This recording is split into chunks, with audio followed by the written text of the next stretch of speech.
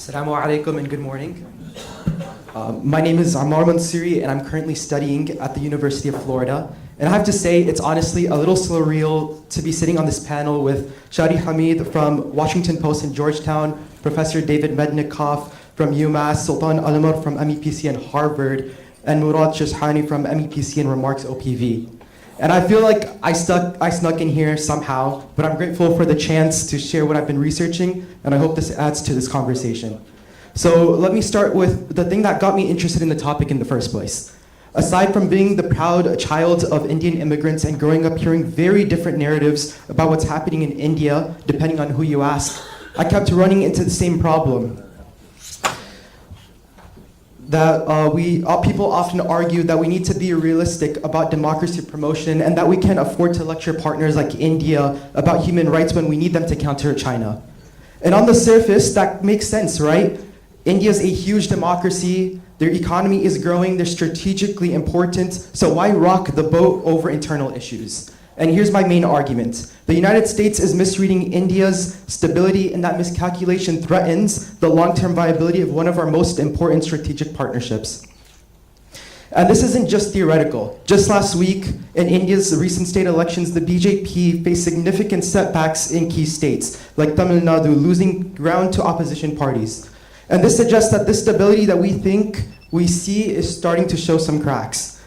And this is what I found in my research. The thing that makes India look stable to us on the outside are the same exact things that are making it unstable in the inside.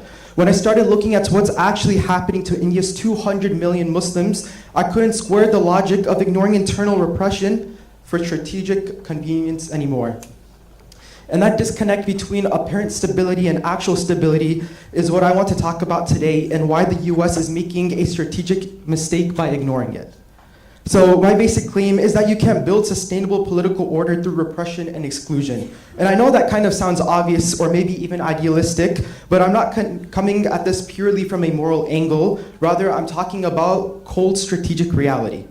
Legitimacy theory provides a useful framework here, and at its core it examines whether political authority is viewed as rightful and justified, not simply legal in procedural sense, but that's grounded in public belief that the system is fair and representative in the first place. The scholar David Beetham breaks this down into three parts. The first is following legal rules, the second is justifying power based on shared values, and the third is having genuine consent for the governed. And India is really good at the first part. They have their elections, they pass laws through parliament, everything looks democratic, but they're failing horribly on the other two, especially when it comes to Muslims. And here's the problem. When large parts of your population stop seeing the state as legitimate, they stop seeing it as theirs. But you can still maintain order, but only through force. And that's really expensive and fragile and something that may eventually break. So let me give you two concrete examples from my research that really drove this home for me. The first is Kashmir. In 2019, the Modi government basically revoked Kashmir's autonomous status that had basically been guaranteed since the partition. And Kashmir is India's only Muslim majority state. The government portrayed this as strong leadership, finally bringing Kashmir fully into India. But this is what actually happened. They shut down the internet for months, they detained thousands of people, including elected officials, they deployed something like 700,000 troops, and Kashmir became the most militarized place on earth. And when I read the research on what actually happened after that, and this is from the US Institute of Peace, armed insurgency came back stronger than before. And one scholar described it as producing more political fragility rather than stability. So they created the appearance of order by basically occupying their own state. But underneath, they made things actually worse. And that's not stability, that's just expensive, unsustainable control. And the second example is the Citizenship Amendment Act. And that one really got to me. In 2019, India passed a law that basically created a pathway to citizenship for persecuted religious minorities from neighboring countries. So for example, Hindus, Sikhs, Buddhists, Jains, Parsis, and Christians all were included in that act. They set up protections for minorities, but the religious group that they completely left out were Muslims, who were explicitly excluded from these protections. And the response was massive protests across the country. Not just Muslims, but students, activists, regular people who saw this as completely and fundamentally wrong. And then in Delhi, in February 2020, this was a communal violence that killed dozens of people, mostly being Muslims. And what struck me most about this wasn't just the violence. It was that you had millions of Indians rejecting their own government's vision of who belongs in India.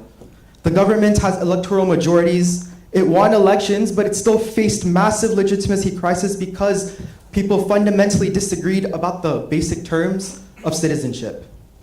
Okay, so why does this matter for US policy anyways? Why should Washington care about India's internal problems?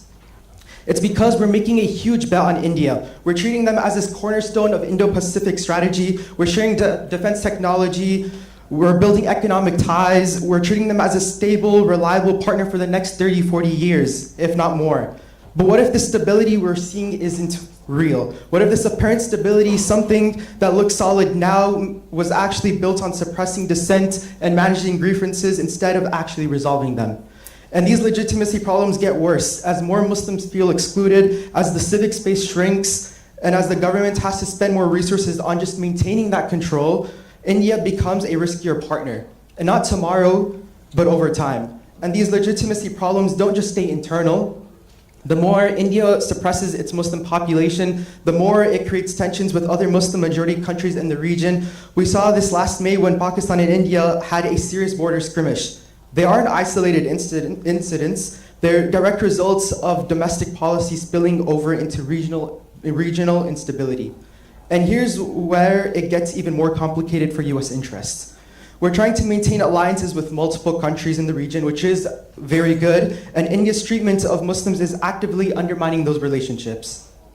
Take the Rohingya crisis, for example. The United States has been working to resolve their humanitarian emergency, being one of the largest donors for the region, trying to find pathways for Rohingyan refugees. But India treats these same refugees as illegal immigrants and conduct crackdowns in places like West Bengal. This directly contradicts the American foreign policy goals in the region. And it's not just about policy disagreements. The US is concerned about preventing refugee crisis into escalating into genocide. And India's approach is pushing things in exactly the wrong direction. So we have this situation where a strategic partnership and their partners' domestic policies are actively working against our broader regional interests. And here's the uncomfortable part. I think we don't talk about this enough.